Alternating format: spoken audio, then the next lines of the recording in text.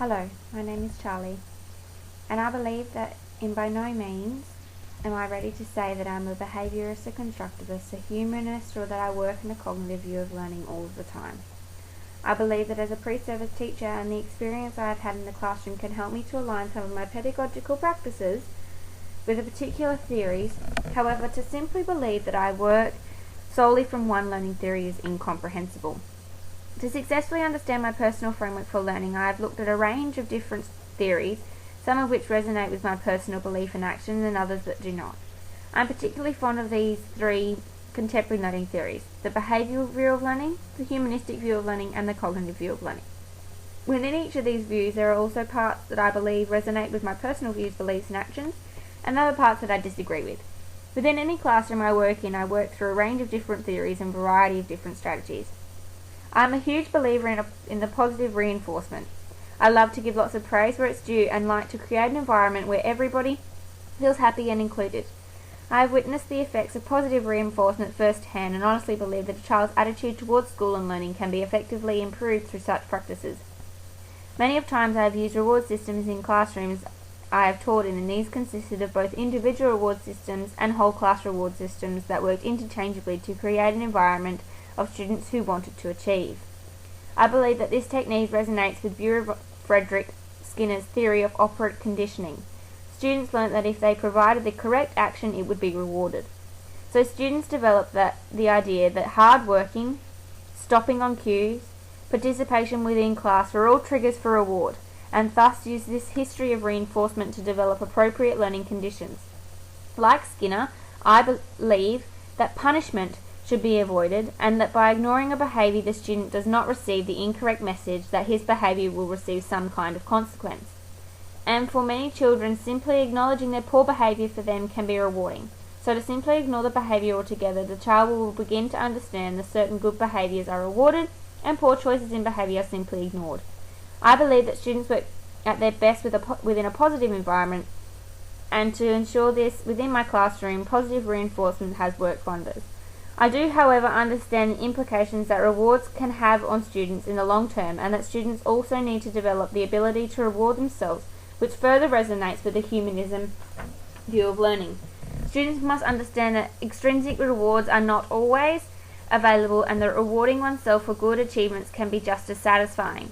Like Skinner, I have found through my own teaching experiences and upon reflection of my own teaching practices that Skinner's suggestion of 3 principles to promote effective learning is already what I've been doing.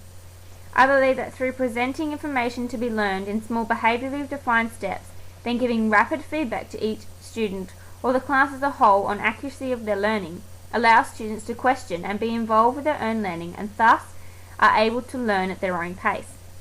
A behaviourist believes that teaching should move from initial trial and error methods in everyday contexts, such as concrete objects that the student is familiar with, towards using particular methods with abstract symbols. This, I believe, is a critical element to teaching students mathematics. Students need to naturally progress from materials in the real world to abstract symbols to develop deep and meaningful understandings. This allows for students to learn at their own pace, a behaviourist approach, but also allowing for differentiation between students who are less confident or have lower ability levels. This practice also allows for positive reinforcement to be given between each phase.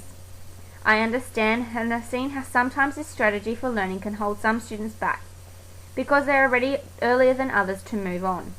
This is why it is important to remember the differentiation within the classroom, so that each student's learning is appropriate to their ability. This resonates with the cognitive view of learning that is discussed later. I also believe that like behaviour, students must understand that their success is dependent upon their own efforts. By including such reward systems that are not only able to see how hard work can get them rewarded, but through reflection, students are able to note that their level of contribution to a task affects their learning. Unlike the behaviourist approach, I believe it is important for students to have good intentions and wishes. However, it is more important for those to show in all of our activities. I believe that behaviours of somebody who wants to do well should show in their contribution to their daily activities. I believe that it is no good having 1,000 good intentions but never contributing to getting them. Whilst a behaviourist believes that students' learning is best created through independent work, I have to say that there is a time and a place for both independent and group work. From my experience, I have seen both the benefits to students learning by creating an environment where opportunities for students to learn independently and from their peers have been provided. This approach to learning is not of the behaviourist, but leads me towards the cognitivist view of learning. I believe that within my classroom I will create an environment that includes children to get along and work well with one another. I believe that it is important for students to use higher order thinking skills in every situation. From this to help create an environment where all students can voice their opinions without the threat of judgment. Cognitivists believe that children should be encouraged to learn from one another. I strongly support that students learn from one another and need group work activities provided for them to learn and grow. I strongly agree that Jean Piaget's theory of cognitive development and that a child learns through different stages of his life. For me, working with a school-age student, the concrete operational stage, I believe, is my key focus for student development. However, it is important for me as a teacher to note that a child can only reach this stage if the other two stages have been successfully accomplished. During the concrete operational stage, the child should be involved in learning about others, not just about himself. By providing multiple group work opportunities for students through activities like Think, Pair, Share, or small groups of 4, or even whole class discussions, students are able to interact and learn from others, but are also learning about others. I believe that this is important to give students the opportunity to have a voice, as it's important for everybody's learning. A great example is a voice in mathematics. Much of the time maths is taught through lecture-type scenarios where students are required to listen and write, but by allowing students the opportunity to share different thinking strategies, other students develop new ways of thinking. I've been able to see this in a grade 2 class where a student explained her understanding of a division sum, and other students were amazed at how well it worked. As educators, I think it is our responsibility to remember that we don't have all the answers and that peer interaction can be very beneficial. Cognitivists also believe in enhancing students' learning through cues, questioning, and advanced organisers. I also believe that in all aspects of the day, a student should be questioned or prompted to think about their learning thoroughly, thus developing higher order thinking.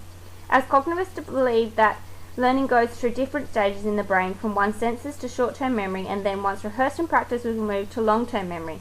The process of cues and questionings allows for students to use their prior knowledge to help them retain new information, but the beauty in questioning is that students are effectively using higher order thinking skills that have been proven to be more effective in the learning process. Whilst on all of my professional experiences, I have always been fond of questioning students to get them to think about their answers more thoroughly. I believe that by creating an environment where higher order thinking is imperative, I am helping students to develop more understanding of their information they are presenting, and thus helping the information move from short-term memory into long-term. Piaget believed that teachers should act as guides to the students' learning, and that the curriculum should be adapted to the individual needs. I find this very insightful. Like a behaviourist, a cognitivist also disagrees with lecture-type lessons in classrooms. I believe it is my job as the student teacher, to provide the correct materials and helping hand, but for students to discover learning in their own ways rather than being spoon-fed the information. I strongly believe that differentiation is the key to each student's success, and like the cognitive learning theory, I believe that students should be assigned tasks for which the child is prepared for in regards to his current stage of cognitive development. Through my own teaching practices, I have found that this helps to motivate the child, as they don't find work too hard or too easy and simply give up. Piaget also believed that teachers should spend more time focusing on the process of learning rather than the end product. I too believe this to be true. Many of times I have seen students do well at many tasks during a single day, but when putting them all together they often make silly mistakes. I believe that assessment can be a daunting experience, and much of the time stress can affect a person's final outcome. I believe that it is crucially important to look at a child's progress over time, and that the checklist of anecdotal notes be taken on a weekly basis of each child to really determine what the child is capable of. I am a strong believer in creating students of lifelong learning, and that school should be preparing students for adult life, and this is why I believe social and emotional learning should be considered a key learning area in all schools. This resonates with the humanistic approach to learning. I believe that schools should be concerned about the child's emotional needs as feelings and thinking are very much interlinked with a child's academic success. Many have suggested that the association between improved behaviour, higher academic achievement and better health outcomes can be directly related to social and emotional learning. These benefits may persist beyond the years of schooling, to be reflected in more positive health and social outcomes in adulthood. Many studies have proven that children and young people with a positive state of social and emotional health are more likely to successfully meet the physical, intellectual and social changes required through childhood and adolescence. By developing a classroom where all students feel safe and comfortable is the key to successful learning. By developing opportunities where all students are encouraged to develop life skills including understanding and handling themselves, their relationships, learning and work, students develop skills in 1, 2 or 3 of the elements. This, according to Akara, leads to greater overall personal and social capability and also enhances their skills in other elements. In particular, the more students learn about their own emotions, values, strengths and capabilities, they're more able to manage their own emotions and behaviours and to understand others and establish and maintain positive relationships.